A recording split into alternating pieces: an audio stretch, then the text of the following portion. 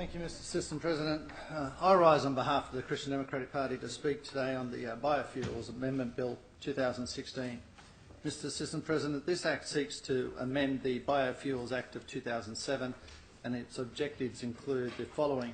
A, to extend the categories of retailers of petrol or diesel fuel who must comply with minimum biofuel requirements, and B, to impose additional requirements on retailers of petrol or diesel fuel to make ethanol blend available for sale, and C, to remove the obligation for wholesalers of petrol or diesel to comply with minimum biofuel requirements but retain their obligation to provide returns, and D, to require retailers of petrol or diesel fuel who are not subject to the minimum biofuel requirements to provide returns in accordance with the regulations, and E, to provide IPART with power to make a determination about the reasonable wholesale price of ethanol, and F, to require all operators of service stations to provide a return principally for the purpose of setting an appropriate threshold and regulations for compliance with the minimum biofuels requirements as proposed to be amended.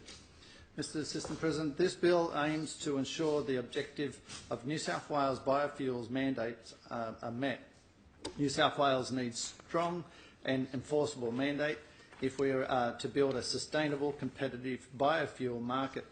I welcome the amendments to this bill that ensure the compliance of New South Wales regulation and laws are followed by petroleum companies.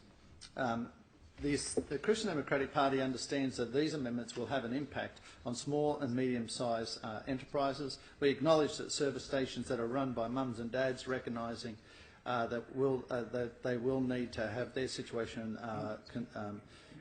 considered, waived or receive additional assistance in meeting the new mandate. I am pleased that the government is establishing a working group to develop appropriate thresholds to ensure this reform targets major petroleum companies and does not adversely impact the mum and dad small businesses.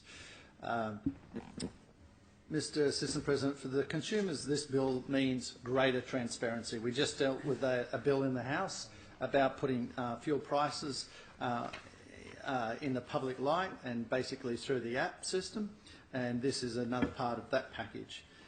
This bill means competitively priced product that is reflected at the bowser. It delivers consumers with a greater choice between E10, regular, unleaded and premium fuels. And that's the point, Mr. Assistant President. It's not for us to make consumers choose this particular product. It's for us to give them the opportunity to choose this particular product in light of the benefits it offers. They already have the opportunity. This bill means that consumers will have easier access to E10. Bowsers with the placement of bowser to be accessible on the roadside are not relegated to the back corner of the petrol station.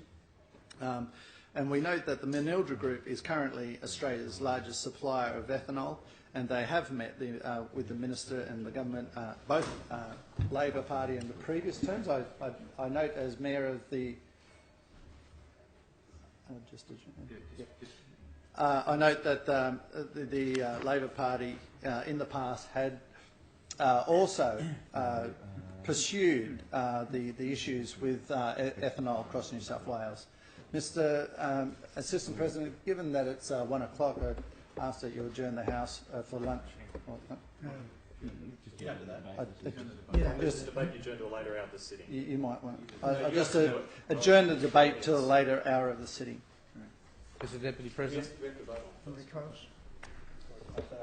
All those in favour of the motion, please say aye. Aye. Say no. The motion is carried.